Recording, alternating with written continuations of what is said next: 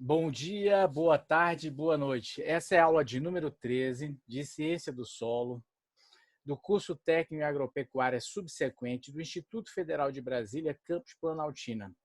Nessa aula de número 13, vamos falar sobre constituição do solo, intemperismo e intemperismo físico.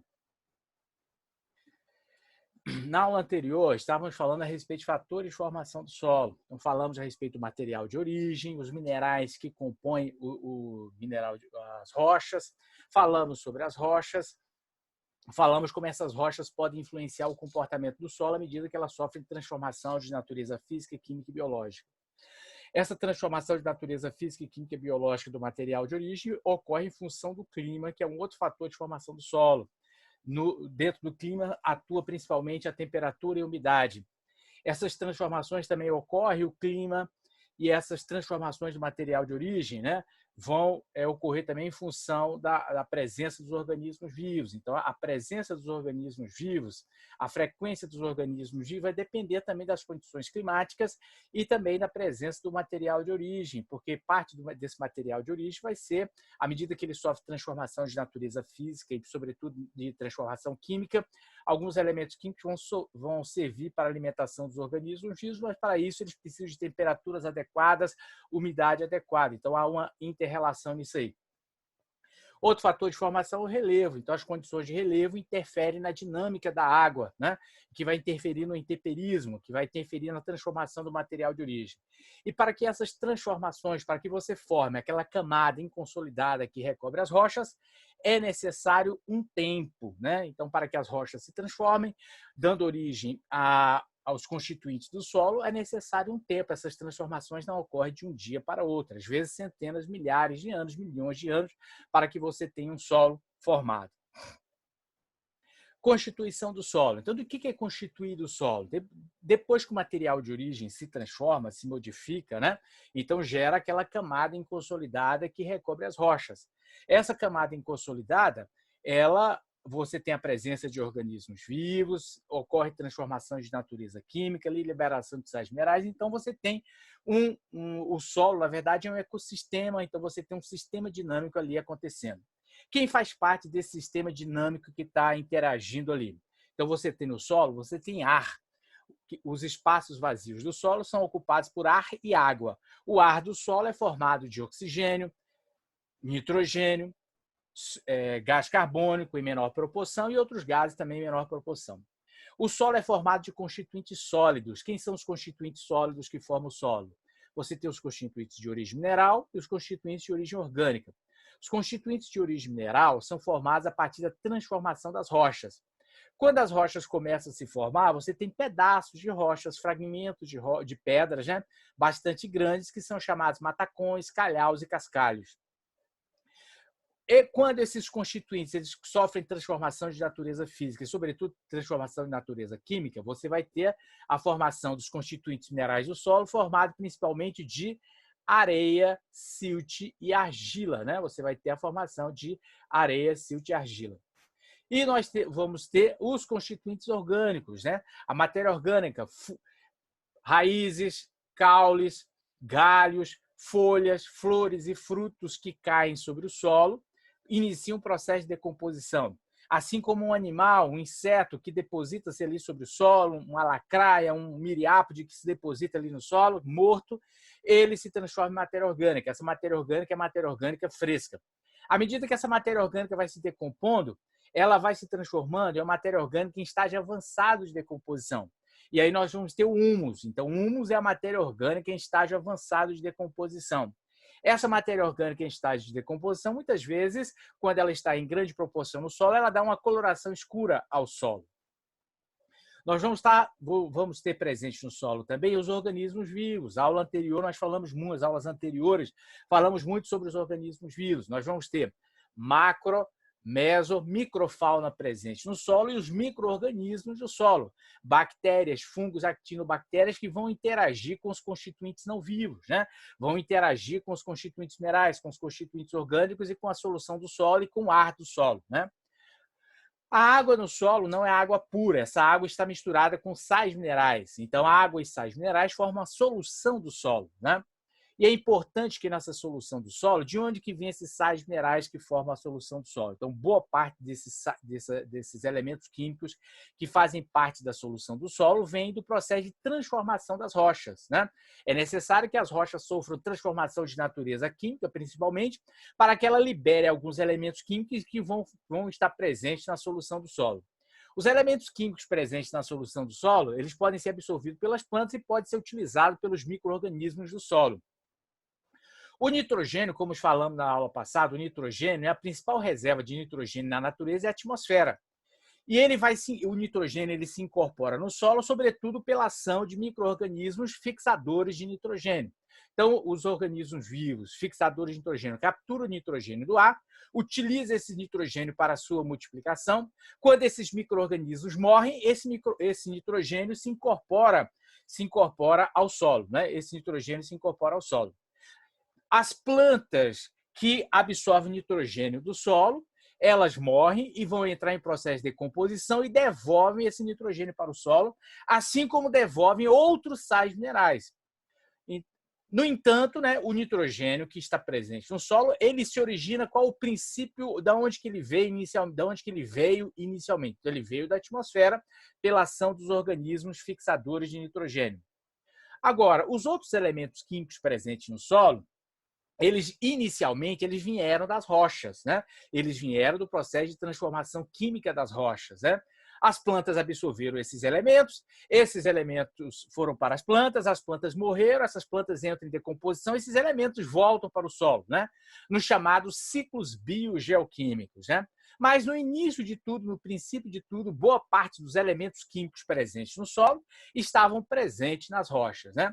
Então, a planta é muito importante. E esses elementos da solução do solo, eles estão na forma de cátions e ânions. Íons carregados negativamente, elementos químicos carregados positivamente, que são os cátions, elementos químicos carregados negativamente, que são os ânions, né? Então, a planta ela precisa de fósforo, potássio, cálcio, magnésio e enxofre, que são macronutrientes importantes para o crescimento e desenvolvimento das plantas, né? A planta absorve fósforo na forma de fosfatos, né? H2PO4- e HPO4- A planta absorve potássio, cálcio e magnésio na forma de cátions. A planta absorve enxofre na forma de ânion sulfato, SO4-. A planta também precisa de micronutrientes, aqueles elementos que a planta vai utilizar em menor quantidade. Quem são esses micronutrientes? Ferro, cobre, zinco, manganês, molibdênio, cloro e boro. Ferro, cobre, zinco, né, e manganês vão estar na forma de cátions. Molibdênio a planta absorve na forma de molibdato, MoO4-. O cloro a planta absorve na forma de cloreto e o boro a planta pode absorver na forma molecular ou na forma iônica, também na forma de ácido bórico, H3BO3. Na solução do solo, existem também alguns elementos que são prejudiciais ao crescimento e desenvolvimento da planta. Quem são eles? Hidrogênio e alumínio. Então, hidrogênio e alumínio, quando estão em excesso no solo, o hidrogênio é responsável pela acidez do solo. Essa acidez no solo vai criar um ambiente que dificulta o crescimento das raízes das plantas, dificulta a multiplicação dos organismos vivos, diminui a solubilidade de alguns elementos químicos presentes no solo. O alumínio é tóxico às plantas, ele impede a multiplicação das células das raízes. As células das raízes não se multiplicam, a raiz da planta fica pequena, né? E aí tem maneiras de você diminuir a concentração de H+ e alumínio no solo. Nós vamos ver isso aí mais à frente, em outras aulas, nós vamos ver em mais detalhes, né? Então, é muito importante que vocês gravem o seguinte: a planta é um organismo autotrófico. O que é um organismo autotrófico? É um organismo que, a partir de substâncias simples, consegue produzir substâncias complexas. Quem são as substâncias simples? As substâncias simples é a água, CO2 da atmosfera e esses elementos químicos, sais minerais que estão na solução do solo. Então, a planta, utilizando a energia do sol pelo processo da fotossíntese, ela consegue formar moléculas orgânicas complexas, moléculas que têm carbono, moléculas complexas como proteínas, clorofila, ácidos nucleicos. Então, a planta consegue produzir essas substâncias complexas por meio das substâncias simples, utilizando a energia do sol. E essa substância simples, é muito importante que vocês percebam que as substâncias simples, boa parte delas estão na solução do solo. Então, a planta vai utilizar os elementos químicos que estão na solução do solo para o seu crescimento, para o seu desenvolvimento. Nós também precisamos desses elementos químicos que estão na solução do solo.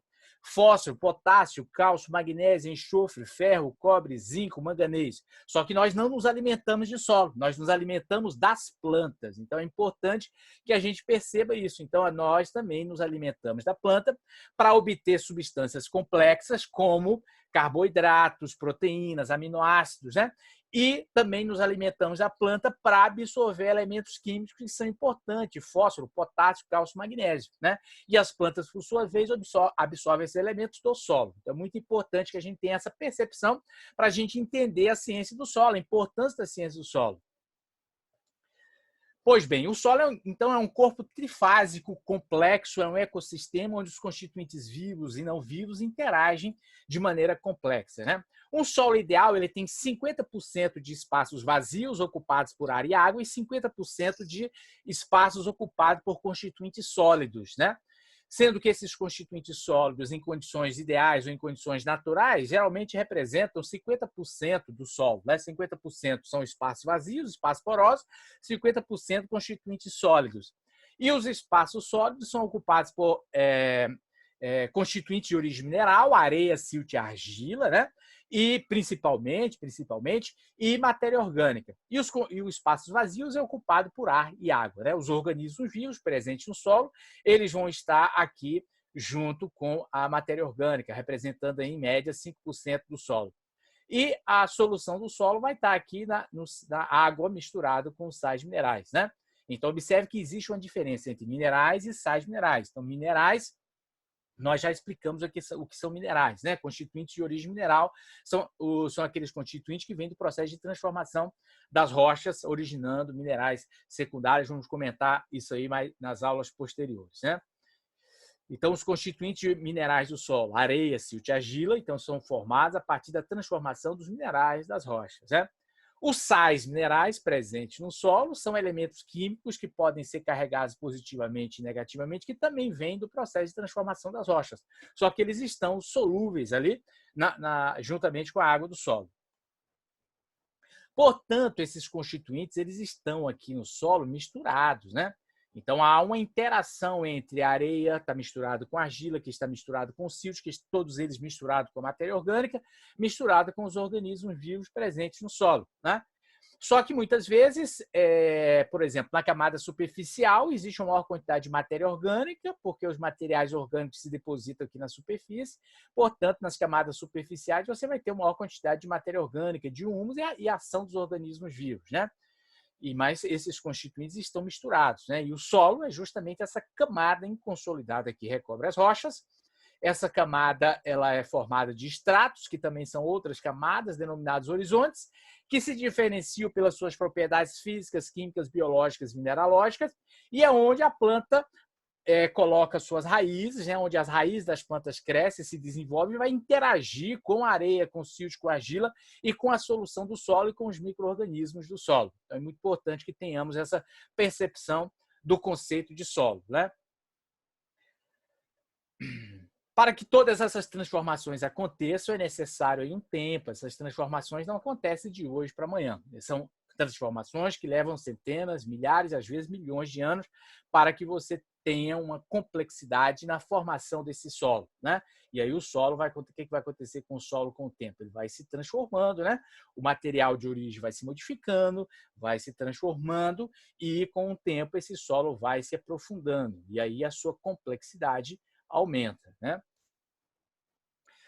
Dos constituintes minerais do solo, dos constituintes de origem mineral, o que as rochas começam a se transformar, né? Sofrem transformação de natureza física e química, né? E inicialmente você vai ter pedaços de rochas, pedaços de pedra, que são nada mais são do que os matacões, calhaus e cascalhos, né? À medida que esses matacões, calhaus e cascalhos vão sofrendo transformação de natureza física e química, nós vamos ter no solo, principalmente, a presença de areia, de silt e de argila. Né? Areia, se alguém perguntasse para você o que é areia do ponto de vista da ciência do solo. Então, a areia, do ponto de vista da ciência do solo, é um constituinte mineral do solo que tem tamanho de 2 a 0,05 milímetros, tá certo? Então, isso que vem a ser a areia. Portanto, a areia, silt e argila são provenientes da transformação dos minerais das rochas, por isso que eles são constituintes minerais. Silt, o que vem a ser o silt? Se alguém perguntar para você o que é o silt no solo, o silt é um constituinte de origem mineral que tem tamanho de 0,05 a 0,002 milímetros, né? E o que vem a ser a argila? A argila é um constituinte importante do solo, assim como a matéria orgânica. Nas próximas aulas iremos falar sobre isso. A argila, portanto, é um constituinte de origem mineral do solo que tem tamanho menor que 0,002 milímetros, ou 2 vezes 10 a menos 3 milímetros. Então, isso que vinha a ser a argila. Nas próximas aulas, iremos falar um pouco mais da influência de areia, de silt e argila. Estão só adiantando alguma coisa aqui para vocês já terem uma ideia do que é o solo, da complexidade que o solo é. E isso que nós estamos estudando, ele tem uma finalidade, né? A finalidade não é simplesmente fazer avaliações, a finalidade é o conhecimento. Entendendo o que são os constituintes do solo, que tipo de interações existem entre eles, nós podemos manejar o solo de maneira adequada, favorecendo o crescimento e desenvolvimento das plantas. O que vem a ser o intemperismo? O que é o intemperismo? O intemperismo nada mais é do que a desintegração e decomposição das rochas e minerais, modificando seus aspectos físicos e químicos, né? Então, vimos que existem as rochas ígneas, sedimentares e metamórficas. Essas rochas são formadas de minerais. Quando esses minerais sofrem transformação de natureza física e química, nós vamos ter, e ação também, às vezes, ação dos organismos vivos, né? Nós vamos ter o chamado intemperismo das rochas, né? Quais são os tipos de intemperismo que nós temos? Nós temos o intemperismo físico, o intemperismo químico e o intemperismo biológico, né? O intemperismo biológico, tem uma interrogação aqui no intemperismo biológico, por quê? Porque o intemperismo biológico nada mais é do que o intemperismo físico biológico e o intemperismo químico biológico, né? O que vem a ser o intemperismo físico? O intemperismo físico é quando o intemperismo age mais no sentido de alterar o tamanho e formato dos minerais do que a sua composição. Como assim? Não entendi. Então, vamos supor que você tem uma rocha, o granito. Você pega uma rocha de granito, um pedaço de granito, quebra aquele granito. Quando você faz isso, você está transformando aquele granito apenas do ponto de vista físico. Transformou o granito no formato e no tamanho ali dos pedaços de granito. Explicando melhor ainda, o granito ele é formado, nós vimos nas aulas anteriores, que o granito ele é formado basicamente de 3 minerais: feldspato, biotita e quartzo. Se você triturar esse granito e transformar ele em pó, você vai estar modificando apenas o formato e o tamanho do granito. Aquele pó de granito, qual é a constituição dele? Qual é a constituição mineralógica do granito? Daquele pó de granito? Ele vai ser formado de biotita, feldspato e quartzo, em partículas muito pequenas, né? Partículas muito pequenas. Então, isso é uma transformação de natureza física. Não houve nenhuma modificação nos minerais que compõem esse granito. O mineral é caracterizado por ter uma composição química definida e um arranjo atômico ordenado. A composição, quando um mineral é quebrado, é fragmentado, a sua composição química continua a mesma, a forma como os átomos estão organizados continua o mesmo. Então, houve apenas uma transformação de natureza física, né? Nas transformações de natureza física, o que acontece? Exemplo, como é que acontece esse processo de transformação de natureza física? Uma rocha submetida à insolação durante os dias, o que vai acontecer? A temperatura dessas rochas aumenta. Aumentando a temperatura dessas rochas, elas se dilatam. De noite, não tem mais insolação, temperatura baixa. A temperatura da rocha vai diminuir. O que acontece com essa rocha? Ela se contrai. Dias sucessivos, centenas, milhares de anos, dilatação, contração, dilatação, contração. O que vai acontecer com essa rocha? Ela se quebra, ela se fragmenta. Inicialmente, ela sofre fissuras que nós não conseguimos perceber. E aí ela vai se transformando, vai se modificando, podendo dar origem a grandes fissuras. Essa rocha vai se quebrando, como é o caso aqui dessa fotografia. Essa rocha se quebra, se fragmenta e nós vamos ter o chamado intemperismo físico, né? E aí várias rochas sofrendo transformações de natureza física.